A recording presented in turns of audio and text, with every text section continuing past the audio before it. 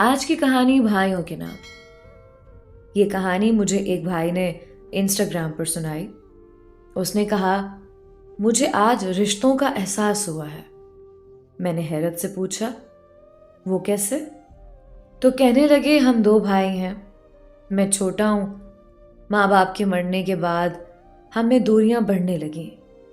छोटी छोटी बात पे झगड़ा होने लगा, कभी बच्चों की वजह से तो कभी ज़मीन की वजह से। मेरी अपनी दुकान थी, अच्छा खासा कमाता था। बीवी ने मुझे कहा, हम अलग रहेंगे, तुम्हारा भाई और उसके बीवी बच्चे हम पे बोझ हैं। भाई ने गाय भैंस रखी हुई थी, उनका दूध बेचकर गुजारा करता था। मैंने अकड़ और गुस्से में भाई से कहा, देख पारशीद, तू काम काज तो कोई करता ही नहीं, तुमको बड़ा समझकर आज तक बर्दाश्त करता रहा, अब मैं तेरे साथ नहीं रह सकता। भाई मुस्कुराया, अच्छा पुत्र, कोई बात नहीं, तू अलग होना चाहता है तो जी सदके, बता कहां से दीवार देनी है। मेरी बीवी पास आई, ऊंचे कमरे हमने ले लिए, मिस्त्री लगाया, दीवार बन गई। भाई अलग हो गया, मैं खुश था। बीवी पास बैठी आकर, देख बशीर, अब हम आजाद हैं, अब हम जो दिल चाहे करेंगे। बीवी ने नई गाड़ी की फरमाइश की, मैंने ले ली। बीवी ने आईफोन का कहा, मैंने ले दिया। एक दिन भाई गली से गुजर रहा था, मैं इग्नोर करके जाने लगा। भाई ने आवाज दी, छोटे, क्या बात है पुत्र, घर में दीवार क्या उठी, तूने तो बात करना भी छोड़ दिया। मैंने जान छुड़ाते हुए कहा, कुछ नहीं भाई, बस जल्दी में था। भाई ने कंधे पे हाथ रखा, पुत्र ख्याल रखा कर अपना और फजूल खर्ची ना किया कर। मैं इग्नोर करके चला गया। मैं अनजान था भाई के हालात से। भाई का छोटा बेटा बहुत बीमार था। भाई के हालात भी ऐसे नहीं थे कि उसका इलाज करवा सकता। दूसरी तरफ मैं, जिसके पास लाखों रुपए थे। मैं अनजान था भाई के हालात से। एक दिन भाई मुझे कहने लगा, बशीर, कुछ पैसे चाहिए थे। मैंने गुस्से से कहा, भाई यार, एक तो आजकल काम नहीं चल रहा दुकान का, ऊपर से तू मांगने आ गया, मेरे पास कुछ नहीं है। बीवी ने भी मेरी तारीफ की, अच्छा किया, इनकार कर दिया, खुद कमाए ना। 1 साल गुजर गया था, मैं भाई के घर नहीं गया कभी। भाई के हालात बहुत खराब हो गए थे। मैं अनजान था, गुर्बत का ये आलम था। भाई ने किसी से उधार लिया हुआ था। उधार वाला घर आया, भाई को गालियां दी, बहुत बेइज्जत किया। मोहल्ले वालों ने बताया, मारा भी था उन लोगों ने भाई को। दूसरे जाने भाई का बेटा मौत से लड़ रहा था।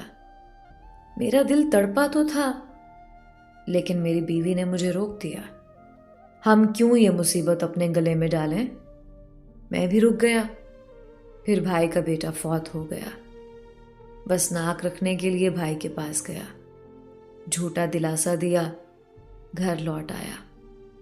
भाई वक्त से पहले बूढ़ा हो गया था, दाढ़ी सफेद हो गई। मेरा कारोबार उरूज पे था। फिर एक दिन कुछ यूं हुआ, मेरी दुकान पे डकैती हुई। चोर सब कुछ छीन कर ले गए और जाते हुए मुझ पे फायरिंग भी कर गए थे। गोलियां मेरे सीने और पेट में लगी थी। मैं मौत के करीब था। बाजार के लोग इकट्ठे हो गए, मुझे अस्पताल ले गए। मेरी 6 बेटियां और एक बेटा था। मैं मरने से पहले अपने बच्चों का सोचने लगा, उनका क्या होगा, मेरे बच्चों को कौन संभालेगा। मेरी 6 बेटियां, उनका सहारा कौन बनेगा। मेरी बंद होती आंखें, अंधेरा छाने लगा।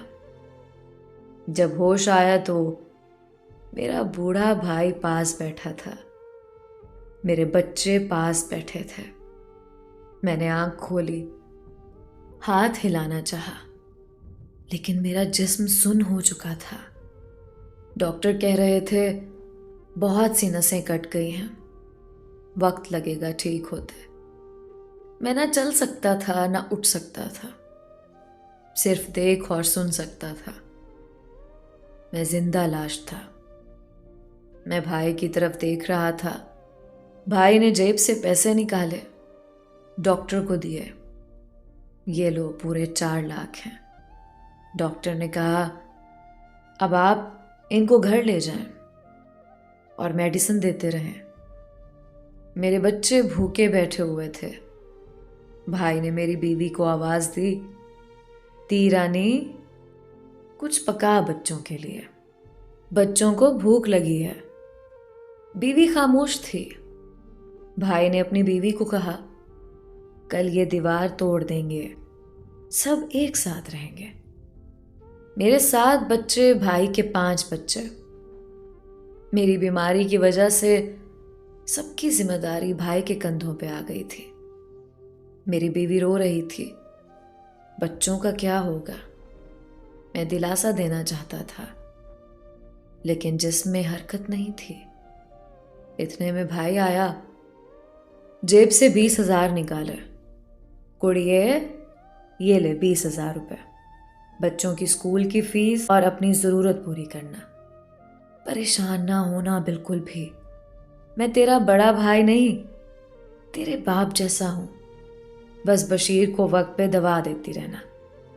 भाई ने मेरे इलाज के लिए अपनी गाय भैंस बेच दी। रोज शाम को मेरे पास आता, मेरे जिस्म की मालिश करता, बच्चों को गोद में बिठाकर प्यार करता। भाई बूढ़ा हो चुका था, लेकिन हिम्मत नहीं हारा था। मुझे बिस्तर पे पड़े 5 साल हो गए थे। बच्चे भी जवान हो रहे थे। एक दिन भाई मेरी शेव कर रहा था। मेरी नजर पड़ी भाई के हाथों पे। हाथों पे छाले थे। भाई ना जाने कौन सा ऐसा काम करता था कि हाथ जख्मी हो चुके थे। मेरी आंखों से आंसू बहने लगे। आखिर अपना खून अपना होता है। आखिर भाई भाई ही होते हैं। मैं भाई के हाथ चूम लेना चाहता था। मैं भाई को सीने लगा लेना चाहता था।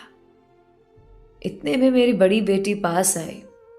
बड़े पापा, मुझे कॉलेज की फीस दे दें, कल आखिरी तारीख है। भाई ने सर पे हाथ रखा। अच्छा मेरी धी रानी, मैं शाम को ला दूंगा तुमको पैसे।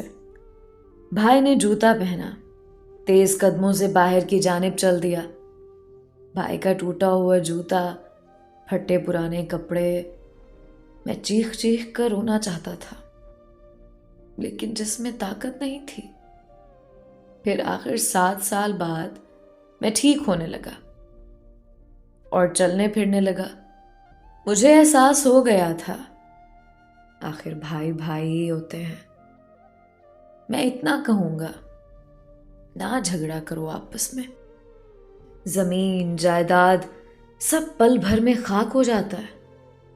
सिर्फ साथ निभाते हैं तो रिश्ते। हम अना, गुरूर और दौलत के नशे में रिश्तों पे थूक देते हैं। लेकिन बाखुदा, जब बेबसी की इंतहा होती है, फिर भाई ताकत बनकर साथ खड़े हो जाते हैं। नफरतें मिटाकर मोहब्बतों के दिए जला लो। अपने भाई से नाराज हो तो सुलह कर लो, कि इससे बड़ा कोई नेक अमल नहीं। भाई के घर जरूर जाया करो, चाहे कुछ ना दो एक दूसरे को। हाल अहवाल पूछ लिया करो। ये वो रिश्ते हैं जो धूप की आग में साया बन जाया करते हैं। दोस्तों, उम्मीद करती हूँ आज की कहानी आपको ज़रूर पसंद आई होगी। अपनी राय का इजहार कमेंट्स में ज़रूर कीजिएगा और अपनी स्टोरीज़ मुझे इंस्टाग्राम पर शेयर करते रहें। मिलते हैं एक नई कहानी के साथ। तब तक के लिए अलीज़ा कमल को इजाज़त दीजिए। अल्लाह आपका हामी नासिर हो।